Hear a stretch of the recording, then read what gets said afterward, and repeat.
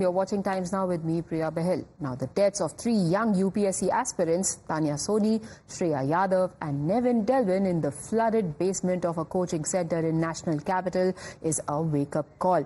But is this just about one coaching center which flouted norms and despite not having permissions ran a library from its basement? Times Now's reporting team did a reality check across cities in India. We visited multiple coaching centers to get a sense of how these coaching centers that take exorbitant amounts of money as fees from the middle class and poor UPSC aspirants, how do they function? Do they follow the flood and fire safety norms? Do they put the safety of their students first? Let's find out.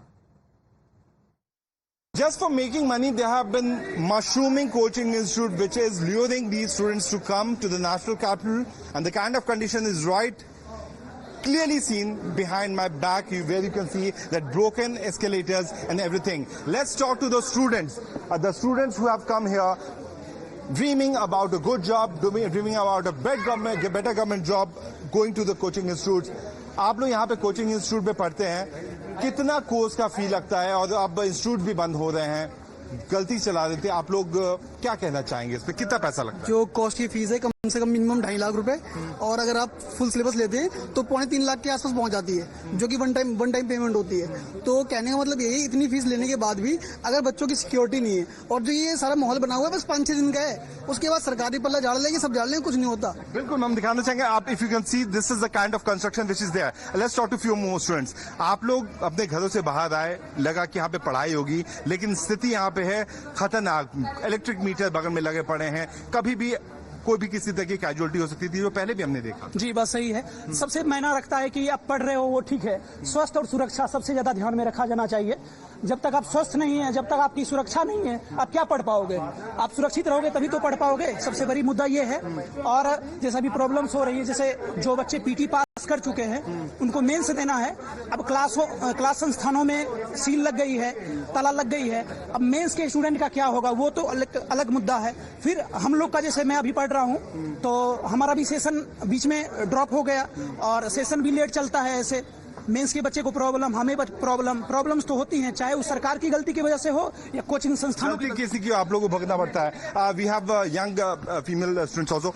You have come from which place, and obviously the kind of situation which is here, there is no way for those students who were studying here. Can I speak in Yeah, sure, you can speak in Actually, मैं बनारस से हूँ। अभी मैंने last year ही दृष्टि में admission लिया था, मैं मार्च में लिया था शायद, और अभी मेरा ऑप्शनल का पूरा बचा हुआ है, मतलब फरवरी में शायद खत्म होने वाला। और सिर्फ ये कोचिंग का हाल नहीं है, ये पीजी का भी हाल है। मैं यशराज पीजी में रहती हूँ, जिसके ओनर है गौतम सिंह शायद नाम है, और मैंने सिंगल रूम ले रखा है। पिछले कई दिनों से वहां करंट आ रहे, इनफैक्ट कि एक दिन तो कूलर का पूरा वायर ही फट गया था, ऐसा मतलब कुछ हो गया था शॉर्ट सर्किट। बट वो लोग किसी बात को सीरियस ही नहीं लेते कि हाँ ठीक है बच्चों को हो सकता। देखो आज जो उनके साथ हुआ, जो भी करंट लगा या पानी भरने की वजह से जिनकी डेथ हुई, वैसे तो किसी का कभी भी हो सकता है ना कुछ भी।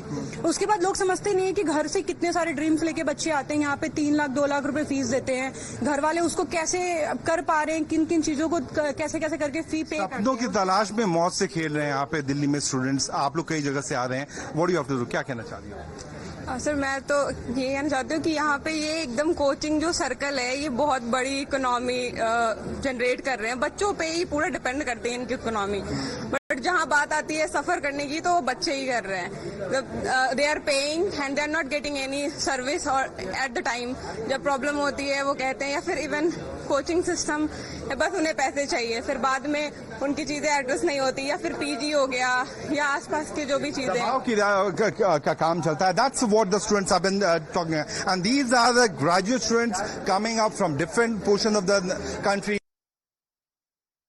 सबसे बड़ा सवाल है कि किस तरह की व्यवस्था यहाँ पर देखने को मिलती है, किस तरह से छोटे छोटे कमरों में, छोटे छोटे जगहों पर, संकीर्ण गली में किस तरह से कोचिंग का जो ये पूरा कारोबार है वो पटना में भी चलता है। आप देखिए यहाँ पर तस्वीर, किस तरह से ये जो आप देखिए सीढ़ियाँ, छोटी छोटी पतली पतली सीढ़ियां हैं और इसमें हजारों छात्र जो है वो यहाँ पर कोचिंग करने के लिए पहुंचते हैं, कोचिंग करते हैं। दूसरी तरफ ये भी आप तस्वीर देखिए, इधर भी एक एक करके ये पूरी गली जो है वो कहीं ना कहीं कोचिंग मंडी के तौर पर है। पूरा ये इलाका लाखों की हजारों की संख्या में छात्र जो है वो यहाँ पर पहुंचते हैं पढ़ाई करने के लिए। यहाँ पर जो कोचिंग संस्थान है उसमें कोई भी नॉर्म्स का पालन नहीं होता है। अगर आप मानिए कि भूकंप आ जाए या किसी तरह की कोई आग लगने की घटना हो जाए तो किस तरह से भगदड़ की अगर स्थिति होगी तो आप समझिए कि हजारों की संख्या में जो छात्र यहाँ पर पहुंचते हैं वो किस तरह से यहाँ पर ये करेंगे। कोचिंग है, बड़ी बड़ी बिल्डिंग्स पे कोचिंग चलती है। आप देखिए ऊपर लगा सारे कोचिंग्स के बोर्ड आपको नजर आ रहे होंगे। नीचे पेंट की दुकान है, पेंट की दुकान के ऊपर कोचिंग चल रही है। पतली पतली गलियां हैं और ऐसा एक नहीं है, सामने आप देखिए प्लाईवुड की दुकान के ऊपर कॉमर्स की और सीबीएसई आईसीएसई एमपी बोर्ड की कोचिंग चल रही है। आप देखिए और मैं आपको अब रास्ता भी दिखाऊंगा कि किस तरह से यहाँ पर अंदर जाने का जो रास्ता है और वहां पर कितने माकूल इंतजाम है ये मैं आपको दिखाता हूँ।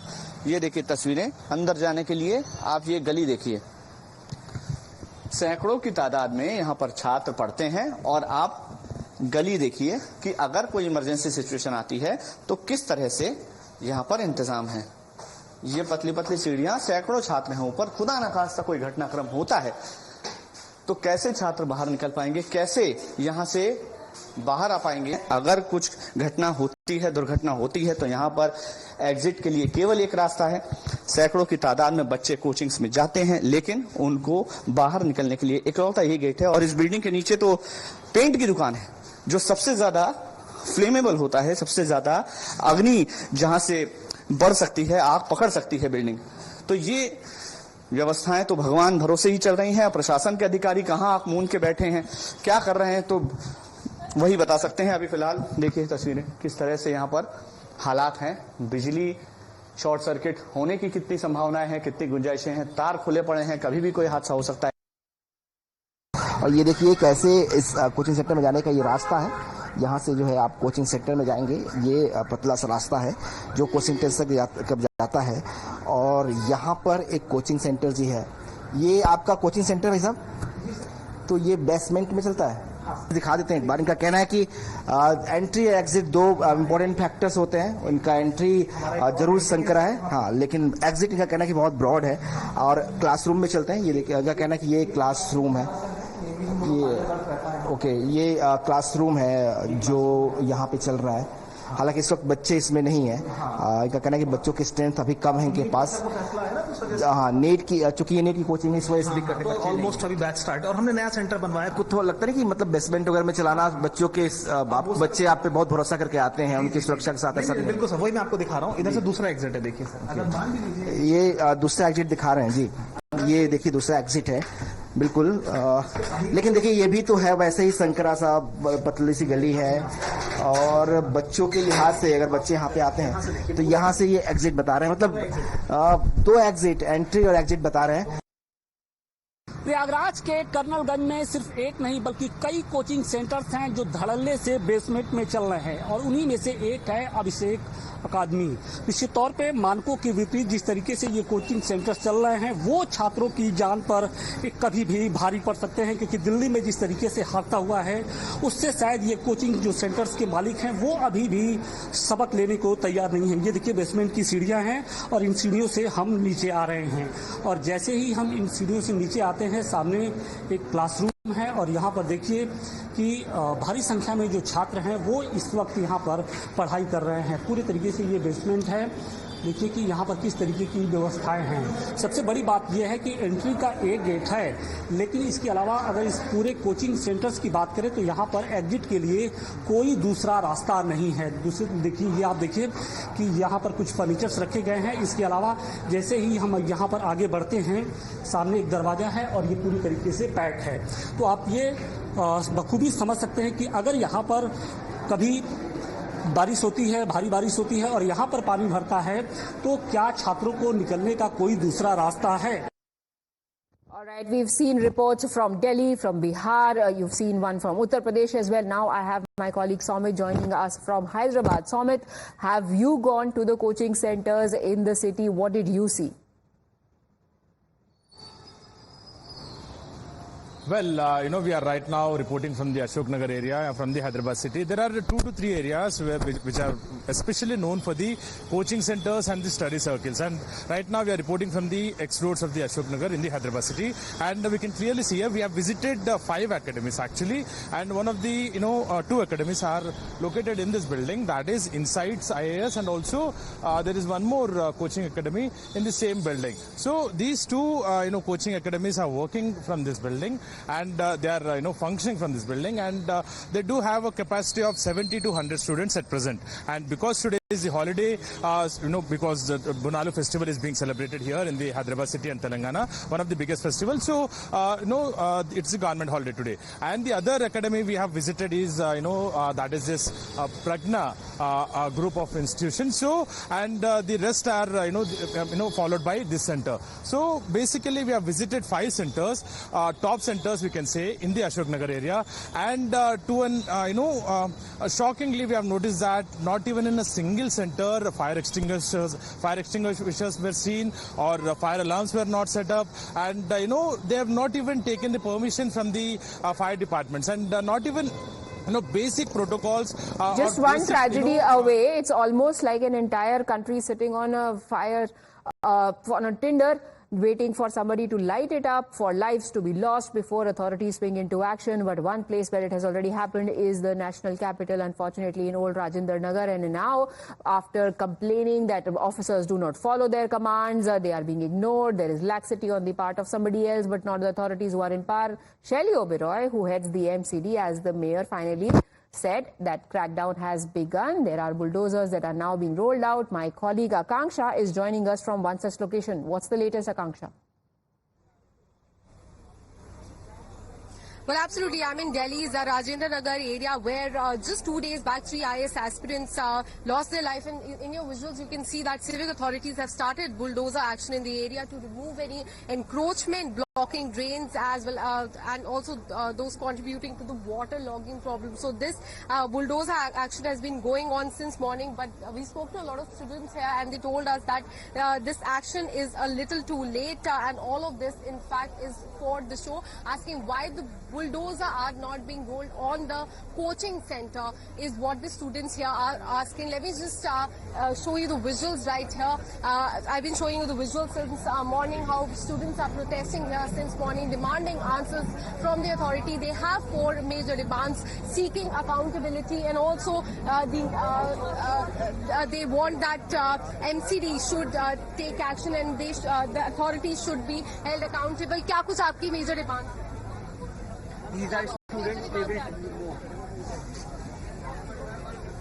मैम हमारे अब बीच में आ जाइए। क्या मेजर डिमांड है? मैम मेजर डिमांड ये है कि अकाउंटेबिलिटी और रिस्पॉन्सिबिलिटी यहाँ पर होना चाहिए, क्योंकि एनओसी इशू होता है जब, तो एमसीडी रिस्पॉन्सिबल होती है और गवर्नमेंट रिस्पॉन्सिबल होती है। और जो भी डिजीज चाइल्ड है, चिल्ड्रंस को सबको 1 करोड़ का कंपेंसेशन मिलना चाहिए मिनिमम, और रेगुलर चेक होना चाहिए on drainage and water logging, loose electric wires है उस पर चेकिंग होना चाहिए।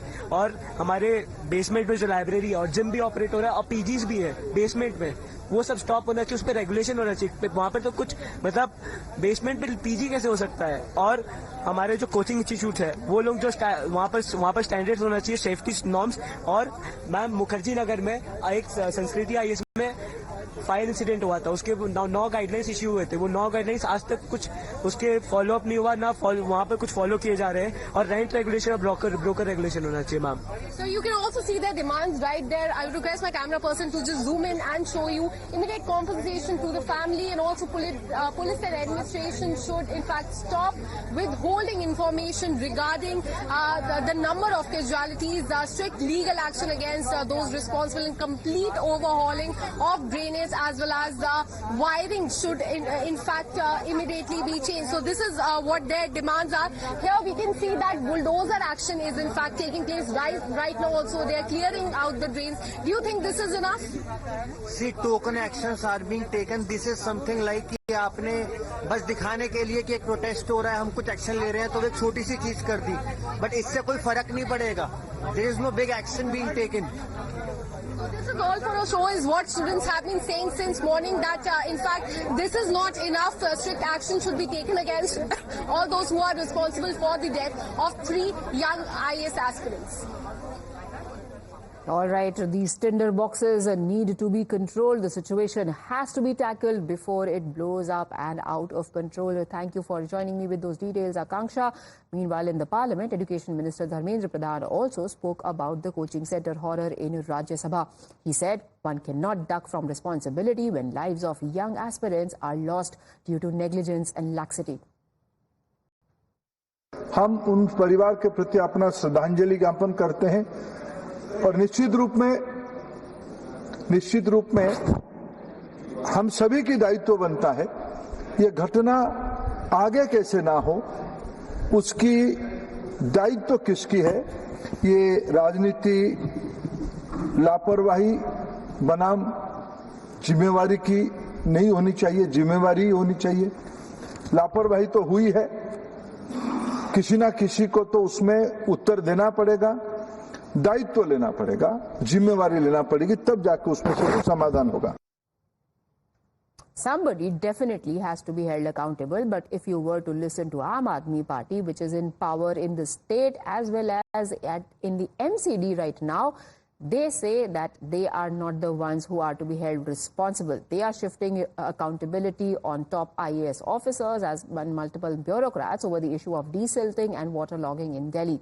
Delhi Minister Saurabh Bharadwaj has said that in February he had issued the first notice to convene a meeting of all senior officials, including MCD officers, over desilting, but top bureaucrats, including Naresh Kumar, did not attend the meeting. Desilting को लेके मैंने सभी विभागों की meeting पहली बार बुलाने के लिए 6 फरवरी को सर्दियों में उसका नोटिस निकाला था 6 फरवरी को, और इसके अंदर मैंने बुलाया मुख्य सचिव को Naresh Kumar, vice chairman DDA को, कमिश्नर एमसीडी को, सीईओ जल बोर्ड को, प्रिंसिपल सेक्रेटरी पीडब्ल्यूडी को, principal secretary irrigation flood control जो आशीष कुंद्रा हैं, जो आज की तारीख में एलजी के प्रिंसिपल सेक्रेटरी हैं, मैनेजिंग डायरेक्टर दिल्ली मेट्रो वगैरह वगैरह। और ये मीटिंग 13 तारीख को की। आपको जान के हैरानी होगी, इस मीटिंग के अंदर इतने सारे आईएएस अधिकारियों को बुलाया गया, including mister Naresh Kumar, not even 1 IAS officer turned up. ये सीरियसनेस है। How long will Aam Aadmi Party keep playing the victim card, or are they genuine in the grouses being raised by them? That's another question that still remains to be answered. Time for us to take a very quick break. All the other headline-making stories on the other side.